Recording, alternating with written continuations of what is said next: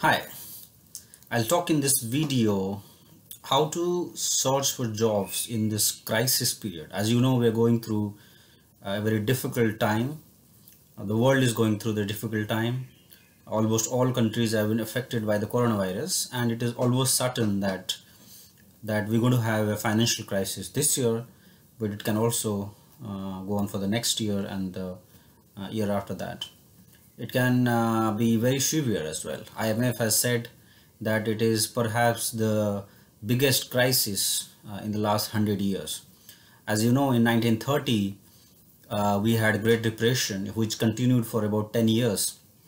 Um, and it affected US mostly, but also certain part of Europe. And it considered as the biggest financial crisis in the next 100 years. But now that we see that coronavirus is out of control in almost all countries, and it's on lockdown, so there is absolutely no consumption demands in many sectors.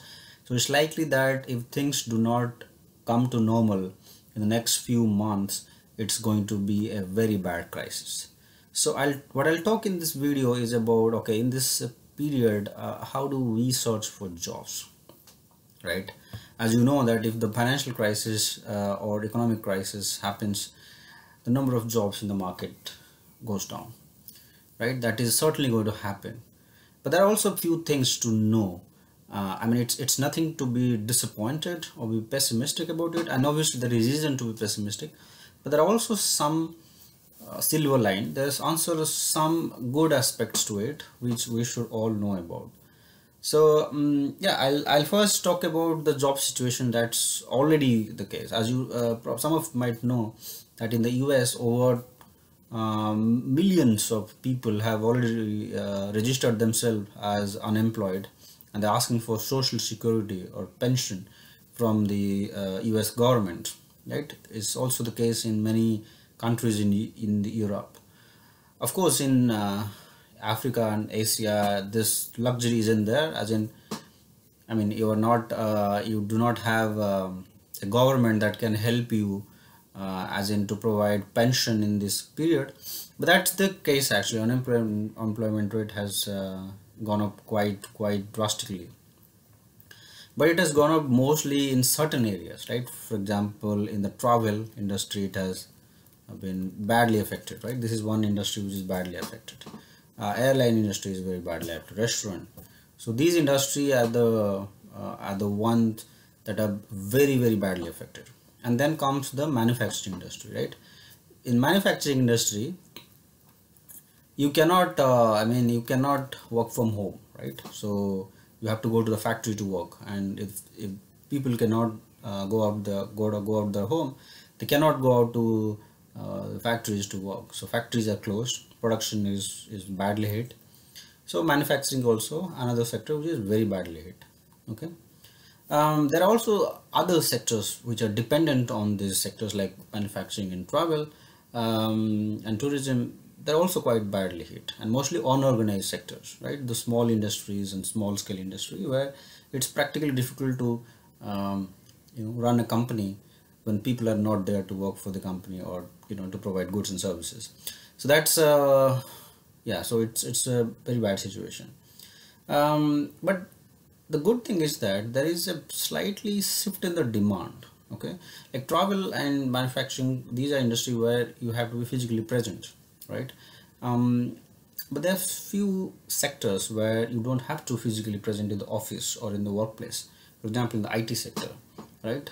Education, for example, is something that can be is possible to work actually remotely, right? Not in all sectors, but certain sectors where you can actually work from home, IT, banking, and so on.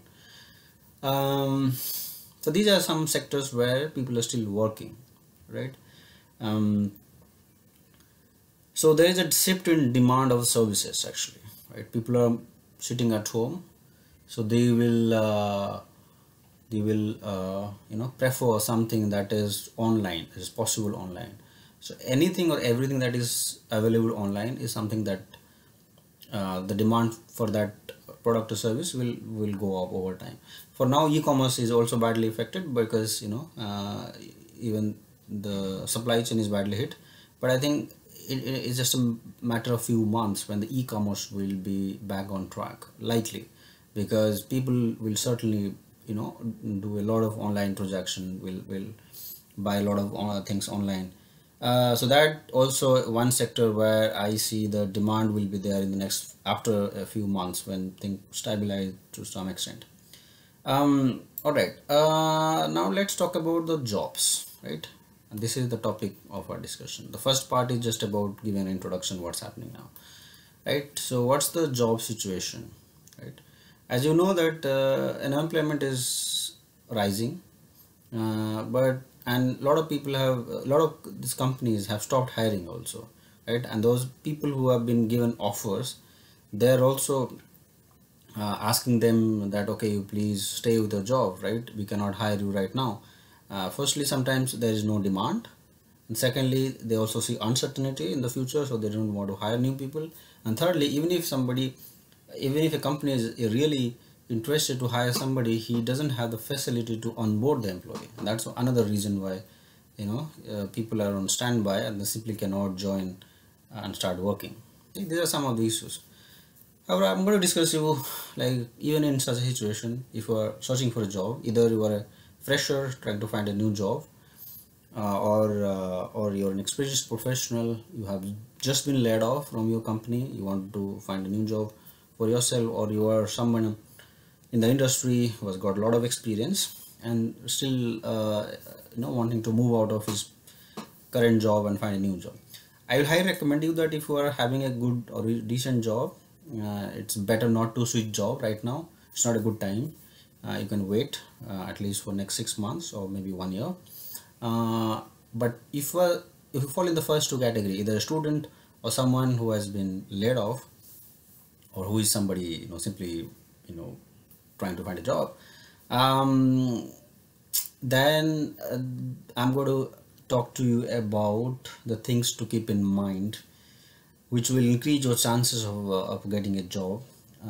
So these are certain things I'm going to discuss. First of all, the first point I'm going to talk here is that the specialists are more in demand.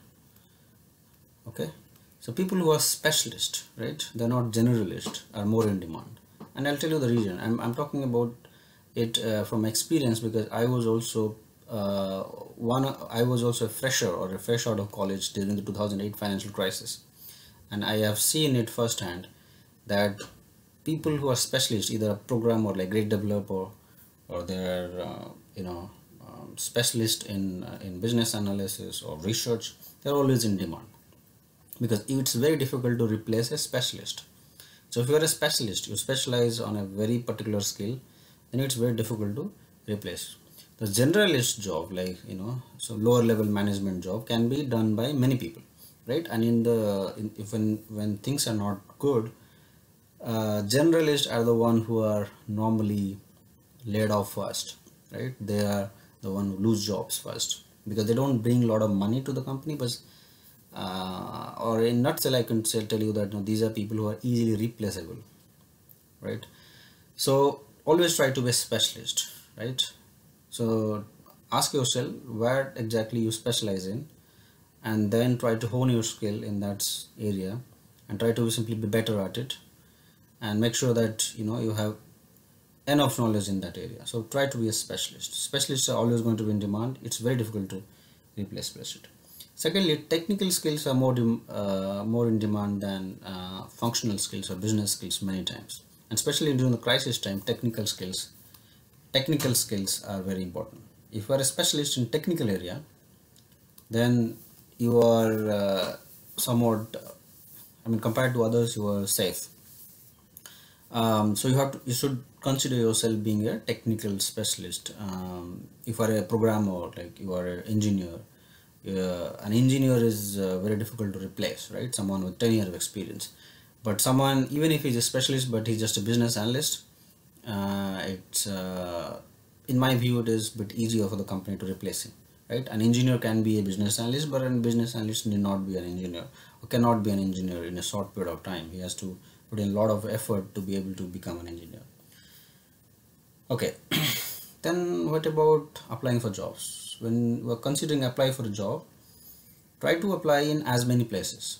Okay, this is a big problem actually with the young people, that they apply in few places, and if they do not get response, and they simply, you know sit back, don't do anything. That's not a correct one. So try in as many as places as possible, right? So that's the third point I'm going to discuss. Do not limit yourself to only your own country, your own city, or your own province. Be flexible with that. And most importantly is highlight your skills. Highlight and have a very good resume. Highlight your skills. Okay, as I told you that specialists are more in demand. CV, it's not like you have a 4-page CV, but it is very difficult for an interviewer to judge you as to whether what kind of a specialist you are. It's very important, right? If you are a Java programmer or a Python developer, in the first page itself, mention that you are a Java programmer, you are a Python programmer, or so on, right? So very in a very objective way, clarify it, right? That should be the first thing in CV. And second thing is that when you apply, make sure that you also write what is known as a motivation letter. It's not important in many places, right? Especially in Europe, it is very important, but not in Asia or even in US. It's not very common that people write a motivation letter along with your CV. So always write a motivation letter, and then there you can actually write a lot about why you are a good fit for the job, right? Especially during the time of crisis, very important that people want strong people, right? Companies want strong people who are flexible, who are eager to learn. They have hunger, and they are very positive minded, right? It's a tough time for the company to hire people, so they want people who are very flexible or easy to handle, right? They don't Nobody wants to hire people who have a bit of a complex personality, and that's difficult for the company. So try to highlight your personality and why you're interested, and be ready. So have a good motivation letter. Okay, that's another point. Okay, and in a motivation letter you can also mention that you are ready to work for a less salary also. Okay, that's always a good if you actually make it explicit. All right, then flexibility is another important. Okay, so point 5 is about flexibility. That means, as I've already told you, that be flexible to move to a different city, different province, different country also if it's needed, right? Also be flexible with number of hours, right? You should be flexible to work from home. You should be able to flexible to work for 10 hours instead of 8 hours. You should be flexible to work even during the weekends if it is needed, right? That's important. It's not going to be there forever. Like if you do it for 1 year also, it's worth a sacrifice, because first you get some experience, you get some money, so it's good for your survival, good for your CV. When things become better, you will be in very high demand. If you forgo things because of these difficulties, then I think you're losing out on opportunity. Next thing I'm going to talk to you about is, if you're a fresher, you have no experience. So first of all, you cannot claim yourself being a specialist. In many academic areas, you don't really specialize, right? You learn a lot of things, but you don't specialize in a given area, especially considering from industry point of view, right? You have a bachelor's in computer science, but you are not a specialist, for example, in web development or in backend development or in machine learning or so on. Maybe you have learned all of these things, but you don't specialize in any of these things. What do you do as a fresher? To me, I think it's the biggest. The crisis will very badly hit the freshers, people who have no experience. Even in premier institutions, people will have tough time getting a job. So although it sounds bad, but the fact is we need to prepare for it. But it also gives us opportunity to do something else. Actually, you don't have to do jobs, right? You don't have to always work for someone else, right? So try to find opportunity where you can work independently. or you can work as a freelancer. You can be, be a teacher, like, teaching in some places on part-time basis. You can be a blogger, you can contribute to publication, and the best part is you can also go for higher education, right? So higher education is something that will give you good skills, right? Not everybody can go for higher education, but those who can, I think they should go, they must go. And the opportunity cost is also very less during this time, so it's also a good time to go for higher education. Next thing is about being an entrepreneurship, right? It's one of the finest time to become an entrepreneur, because there are lots of problems, right, in the world because of the crisis, and you have lots of problems to solve. So it's a very good time to become an entrepreneur also. So try your luck there, right? And so that's yeah. So prepare yourself for the good time. Actually, the good time will come. Nobody knows when it's going to come. Like in 6 months, whether it's 2 years, 1 year, 5 years. No one knows very clearly. But one thing is for sure, right? Future will be better than uh, the present. That's for sure. And so we need to prepare ourselves for the future, right? So always learn more, specialize in one single area, and if you're getting internship opportunity, work as an intern, right? It may not be a full-time job, but work as an intern. It is always going to help you when market improves, things improve in future, and you have higher chances of getting a job than your peers who did not do anything during this crisis period. Then I'm going to talk to you about what if you are a working professional, you have some years of experience, you do not have a job now, or either you are in a situation that you think that you're going to lose your job. You're working for a very small company, tiny company who is going to run out of business. What are you going to do, right? It's likely that you're going to be laid off. Um, I have a few suggestions. I myself have gone through such a situation. Um, I personally believe that as a working professional, you have better chances of landing up in a job, right? It's always better to hire working professionals than someone who has never worked in industry. But you also have more information about the industry than someone who is just fresh out of college or university. So you are in a better position. So I think, and second thing is that since you have worked for many years, you have better financial security, right? So you're better off in many ways. um, First suggestion from me is that do proper research in your area. This is a time where you need to do a lot of research about your own area.